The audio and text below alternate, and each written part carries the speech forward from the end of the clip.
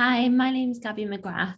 I'm an Anaesthetics CT1 at University Hospital Sussex, and this talk is about core training and ACCS anaesthetic interview. It's predominantly aimed at those who are hoping to have an interview for the August 2022 cycle.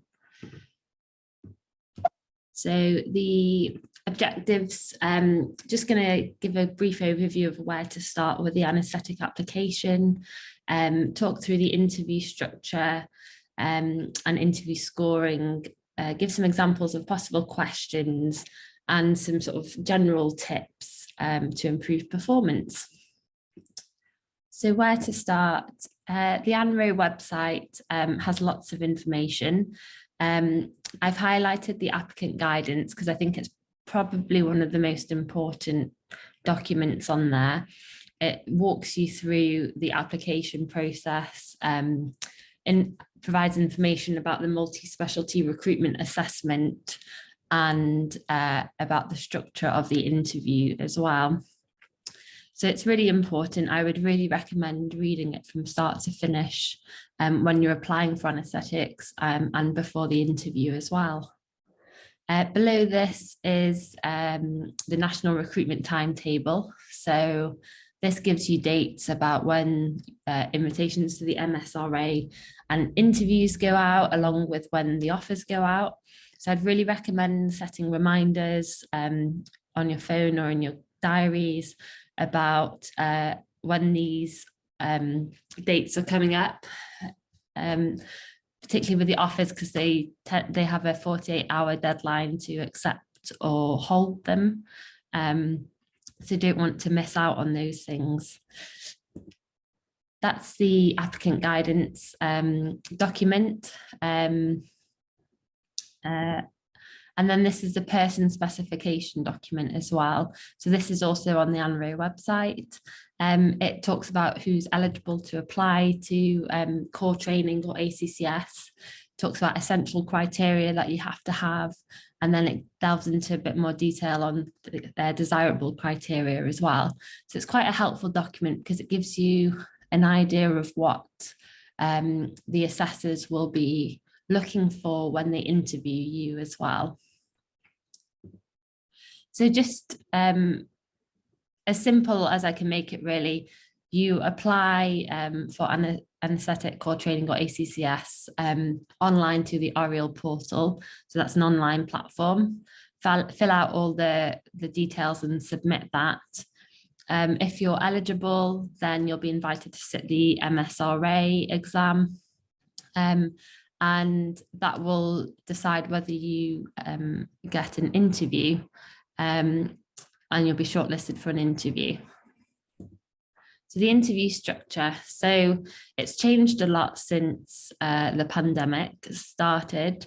So if you ask any anaesthetic trainee, particularly the registrars, you'll find that they sat an in-person interview, which included a portfolio station and a self-assessment criteria, a clinical station and a presentation station. That has changed in the last 2 years. And for this recruitment cycle, the interview will be held on Microsoft Teams. It's 30 minutes long and it's split into 2 parts. Part 1 is a clinical station and part 2 is a general interview station. They are hoping to have 3 assessors on the interview panel, but obviously with the ongoing pandemic and availability of clinicians, it might be that you will have 2 assessors. And then I've just put plus minus layperson because sometimes you might have a layperson in the interview who's assessing the sort of quality and standardization of the interview. They're not there to assess you as a candidate, but that person might be involved in your interview. I briefly mentioned about the self-assessment criteria. It's something that you may have heard about before in previous recruitment cycles. It's been used to sort of provide points in the interview. It's no longer used. It hasn't been used for the last year. If you are at a real loss as to what kind of things the assessors might want to know about your experience and skills and things like that, then you can look at it, search it on the internet and have a look and read through. But it has no relevance in terms of point scoring for this interview cycle. So the part one of the interview is clinical. So you're given a clinical scenario by the assessor. You get 2 minutes to look at the information. Then the assessor will confirm whether you've read and understood the scenario and then state that they're about to start the interview. And then as the clinical scenario goes on, the assessor will provide you with various bits of information for you to consider. So on the left here, just saying that it assesses the domains of decision-making, team working, reflection, and working under pressure. And these have equal weighting and are scored out of a total of 5 points each. So the scenario will be that you're an F2 and you're called to see a patient. And you're expected to talk through an A to E assessment. Because you're an F2, you're not expected to manage an unwell patient on your own. You're expected to sort of ask for help early, whether that's from the medical team, surgical team, or ITU, whatever's relevant to the scenario.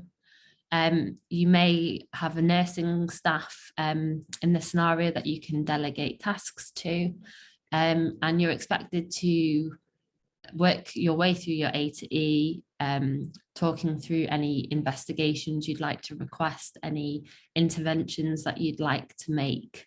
And you may be asked to give a differential diagnosis, or asked about what you think should happen to the patient once the scenario is coming to an end. You're not expected, it should be a scenario that you will have faced on the wards or something similar. Like I said, it's not like you're expected to manage a patient on your own. You will have help available there when sort of talking through the scenario. So just bear that in mind. Don't work above your grade. And it's fairly, it's something that you should be able to manage without too much specialist knowledge, and certainly you don't need specialist anaesthetic knowledge for the scenario. The general interview, so the second part, you'll be asked questions around your training to date and your commitment to specialty. Some questions will involve reflection on experiences and a bit of a wider knowledge of the NHS and its influence on anaesthesia as a specialty. So it'll be assessing the domains of commitment to specialty, reflection and qualifications and experience, involvement in teaching, QI, audit and research. And again, we'll have equal weighting with scores out of 5 points each.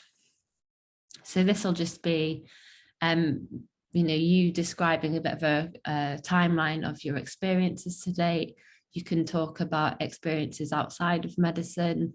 If you've done other degrees or had other roles, teaching, quips, audits, all of those kinds of things you'll be wanting to talk about in this section of the interview. So where are the points? So again, if you go to the ANRO website, go to the download section, and if you go on this National Online Interview Scoring Guidance tab, you'll find the scoring matrix. So it's slightly different if you have 2 assessors versus if you have 3 assessors. It's just the maximum points, but you won't be penalised if in your interview you have 2 assessors and someone else has 3. It'll just be a percentage. And then below that, you have different domains that they've provided a sort of a scoring guidance for. So this is the matrix for 3 assessors. So part A, B and C are assessors A, B and C. And you can see it's divided into part 1 and part 2. And you'll notice that reflective practice, that is scored across both parts of the interview. And then below here, you have your global rating score. So I'll talk a little bit more about that shortly. But if you have 3 assessors, the total score that you can obtain is 150. If you have 2 assessors, you have assessor A and assessor B. Again, you have the global rating score, and the maximum points is out of 100.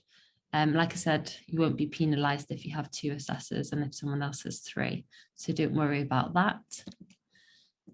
Scoring guidance. So this is just, this is for communication. So what a unsatisfactory candidate might demonstrate, what a typical candidate might demonstrate, and what an outstanding candidate will demonstrate. And it's fairly self-explanatory. Has the candidate used excellent verbal communications? Were they considerate and demonstrated empathy and sympathy? Maintained excellent engagement, made good eye contact, and remained relaxed and comfortable. I appreciate some of this might be hard to demonstrate over Microsoft Teams. From my own personal experience, when I was preparing for my interview this time last year, I practiced on Zoom, filmed myself, recorded myself on Zoom, and watched my sort of non-verbal behaviour, whether I was looked engaging. And I found the times I looked most engaging was when I was staring directly at the lens of the camera on my laptop. It gave the impression that I was making eye contact, even though obviously you're looking at a laptop screen. So there are ways and means of adapting your your preparation, your presentation in the interview. Qualifications and experience just gives you an idea of what an outstanding candidate may talk about in their interview. And then commitment to specialty. So these domains talk about sort of positive and negative indicators. So gaining experience, what exposure have you had to anaesthesia?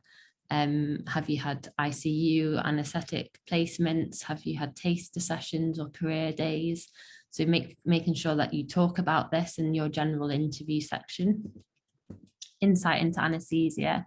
So my advice would be, if you're working in the NHS and you have the opportunity to speak to anaesthetic trainees, whether it's core trainees, ACCS, or registrars or consultants, speaking to them about their, their path that they've taken into anaesthesia, what they might be interested in, how the training program looks, and it sort of gives you a bit of an impression of what it's like to be an anaesthetic trainee, what are the pros and cons, what are the challenges that anaesthetic trainees are currently facing. So that would be my advice. Have a chat with others if possible. Gaining a knowledge of the anaesthetic and ACCS training scheme. So in August, the training scheme changed. Core training extended from 2 years to 3 years, and ACCS from 3 to 4 years. And training is now divided into 3 stages. Stage 1 being that core and ACCS, stage 2 being ST4 and ST5, and stage 3 being ST6 and ST7. And the way sort of the training programs run has been sort of adapted. So if you look at the college website, there's lots of information about the curriculum changes, what that means for trainees, and some of the reasons behind why it's changed. And that's something that may come up in the interview. And then have a think about career development. So, there's many branches to anaesthetics, and it's about where what might pique your interest, where you might see yourself specializing within anaesthetics, whether that's obstetrics or doing dual training with intensive care, pain or regional anesthesia. There's lots of different options. If you can talk about that in the interview and sort of relate it to your own experiences, whether that's on a taster week or whether you've done a job in anaesthetics or ITU before, just being able to relay that to the assessors. Clinical judgment and decision making is another scoring guidance. And again, self-explanatory, but this is more relevant to the first part of the interview. Just, like I said, ask for help. You're expected to operate as an F2 in the scenario, and not be managing critically ill patients on your own. Make sure that you're regularly reviewing the situation, thinking about forward planning. So does this patient need to go to intensive care because they're needing organ support? Is it a post-op complication? So do they need to return to theatre? Do they need a CT scan because something's changed and they need further imaging? And looking at sort of taking decisive and appropriate action. So, acting on those signs if the patient's, hypotensive. Do you need to give fluids? Do they need pacing if they're bradycardic? Things like that. Things that you will be aware of, in your current jobs, whether you're F2 or post F2. And then this global rating score. So this is the assessor's sort of overall judgment on your performance. And it's not very black and white, but it's sort of, my impression is that the assessors want to work with somebody who they can sit with in theatre for 9-10 hours and, have an interesting conversation. Because you're an interesting person. Are you someone that they can teach and train? Are you someone that they can trust? Can you communicate well? If something's going wrong, can they rely on you? That kind of thing, I think, will be in the back of their minds when they're interviewing you. And that can come out in your performance and the way you answer your questions. And you want to sort of be aiming for that 8, 9, 10, 10 score with the global rating scores. So just anecdotally, how I prepared for the interview, I read the domains and read what was on the ANRO website.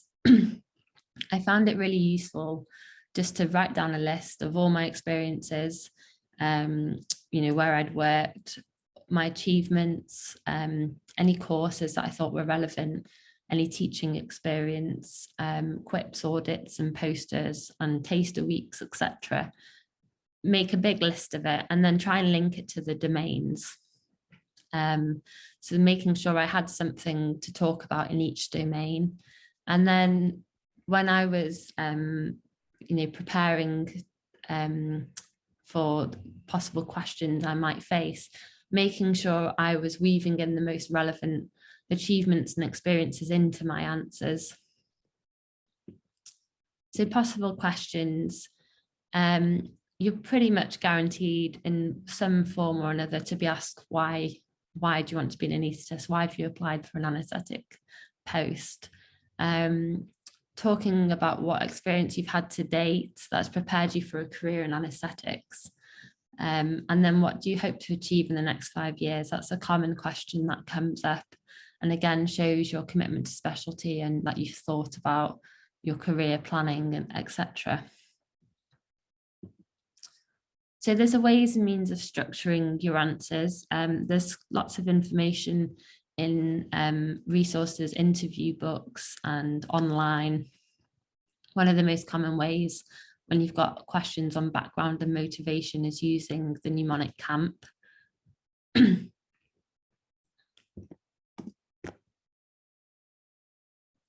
So with camp, you've got clinical. So giving a bit of a timeline of your training, talking about your experiences and how this has led for you to apply to anaesthetics. Academic, so describing briefly your research or teaching involvement, whether you've done additional degrees or intercalations. Management, so your audit experience, whether you're a trainee representative or on a committee. And you can also talk about management experience outside of medicine, of course. And then personal, your strengths and interpersonal skills. And you can talk about your hobbies and interests outside of medicine.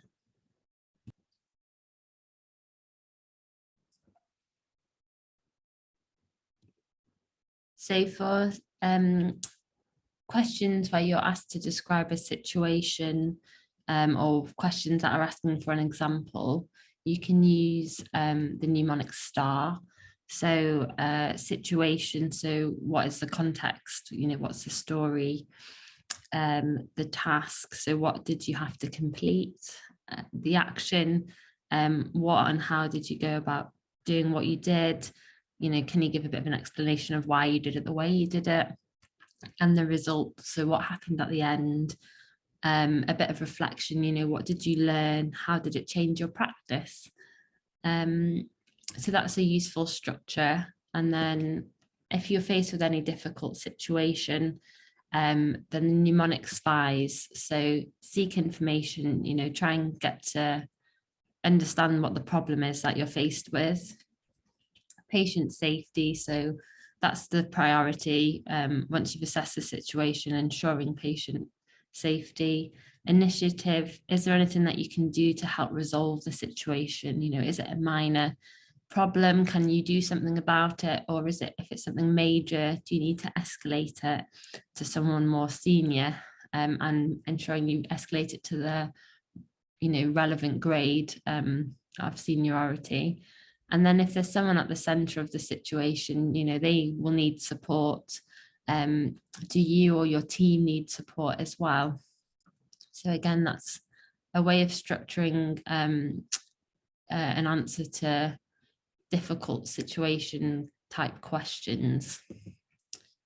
Another thing or another tip that I received when I was preparing for my interview was to try and have 5 pre-prepared scenarios that I could feel comfortable talking through.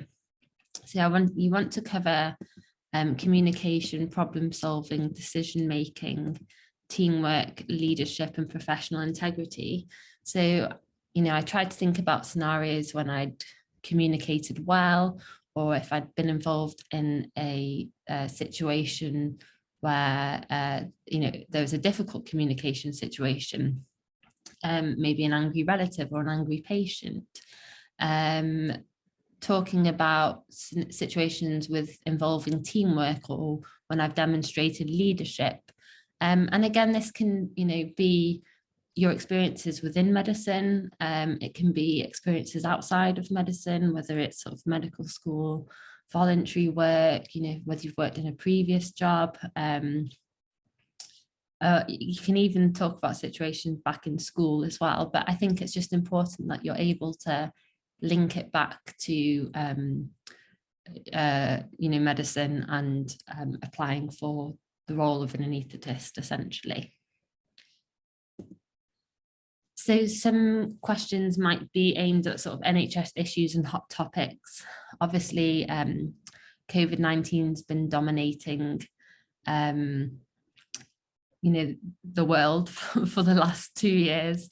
There's lots of articles in the BMJ, the BJA, Lancet, New England Journal of Medicine, and I found the Bulletin, which is a magazine on the Royal College of Anaesthetists website, really helpful. It had lots of information relevant to anaesthetic training, lots of topical issues around anaesthesia, so looking at the environmental impact of anaesthesia, looking at the curriculum changes, the pandemic and its effect on anaesthetics and waiting lists and redeployment in intensive care, lots of different topics. And I thought it covered them really nicely.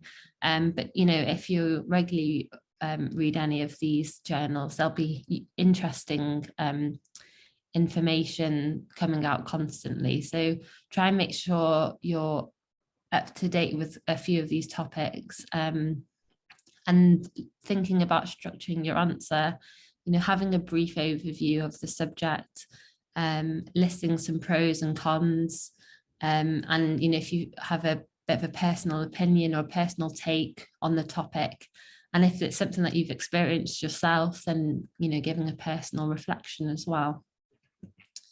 I'd say know the basics of the pandemic, the structure and delivery of healthcare within the UK, current issues affecting the NHS and anaesthesia, a bit about the future of the NHS and anaesthesia, global health issues and new developments, and then have a read of a recent article and be prepared to talk about it as well. Don't get too hung up on it. I think you will have the general gist of a lot of this already, especially if you've worked in the UK.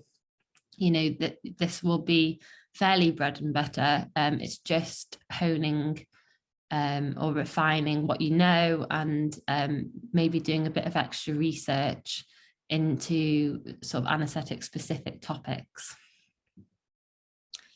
So general tips. Sell yourself at the interview, be concise. So you don't be surprised when you're answering questions that you might get cut off partway through.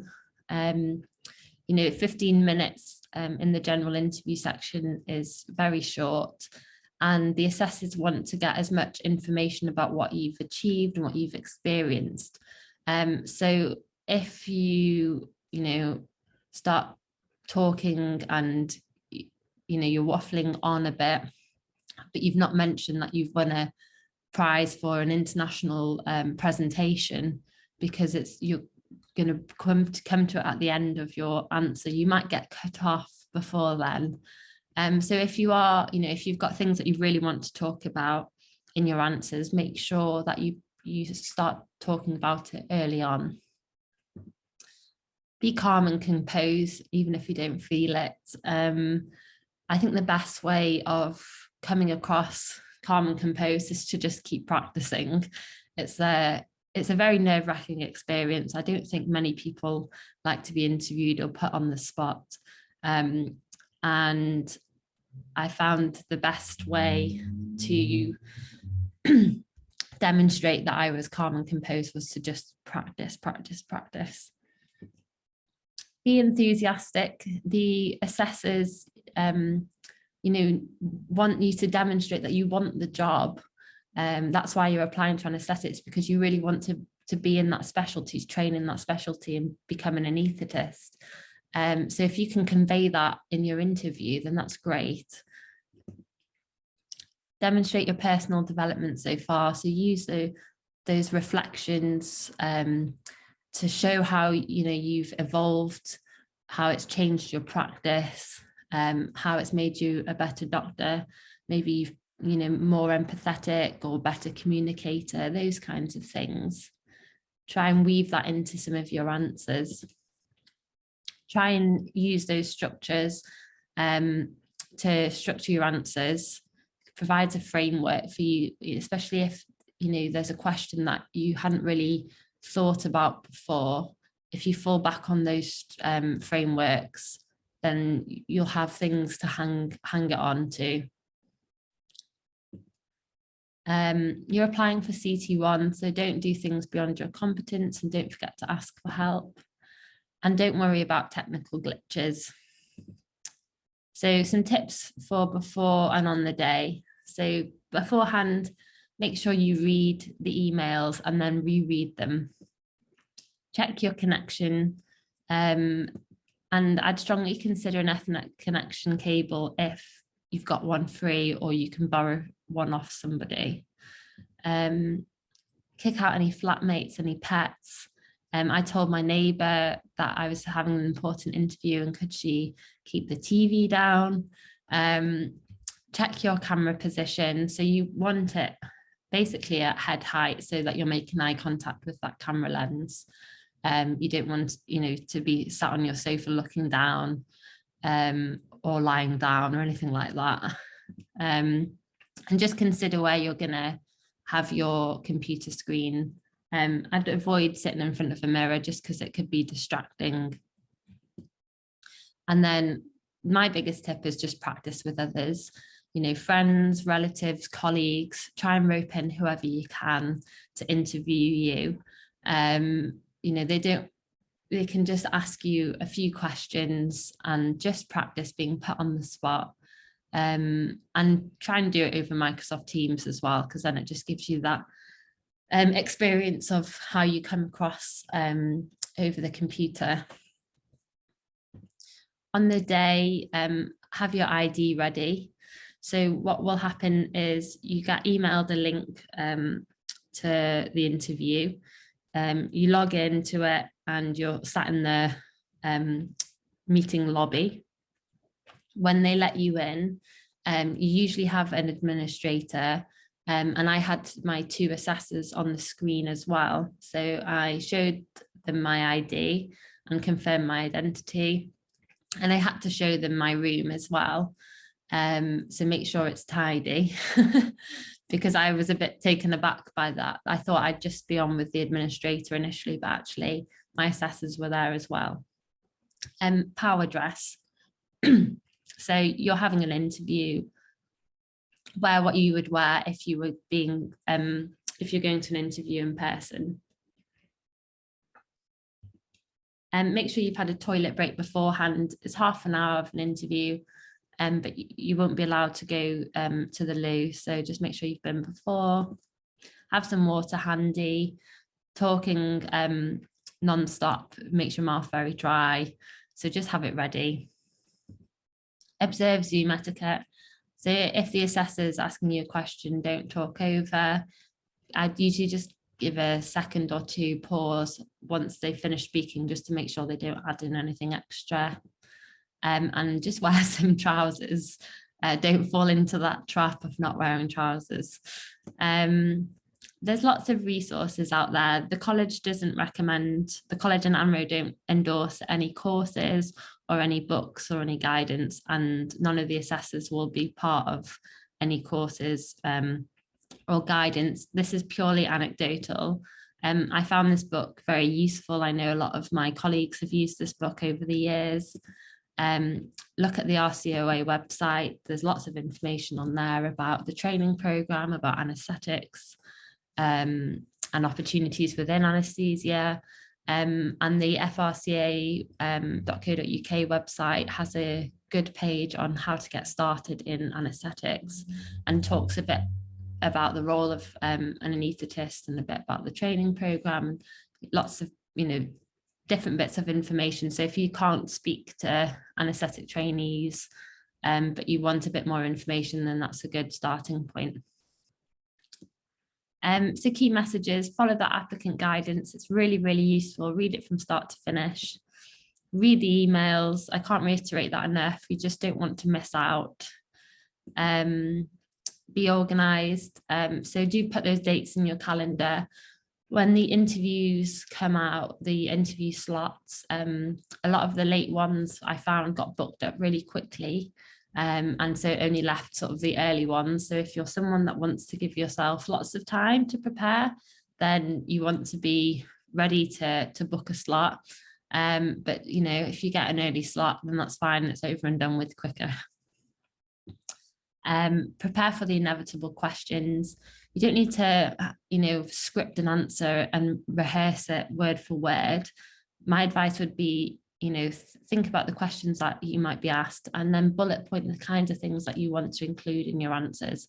It'll come across much more natural, and you'll get across the message better, I think, than if you try and rehearse it word for word, and you might mess up and I don't think it will come across as well. Practice with others. I think, like I said, I found it really, really useful. I mean, a very painful experience, and it is putting yourself out there, and not many people will enjoy that. But I think it's the difference between, for some people, it will be the difference between getting their ideal job and not. And then just have structure with your answers. You can use the structures that I've mentioned, or have a look at external resources and see what suits you, and get that global rating score. Be enthusiastic. You're applying because you want the job. Make it clear as to why you want the job, why you're the right person for that job. And good luck, really. Thanks for listening. I hope you found that useful, and all the best.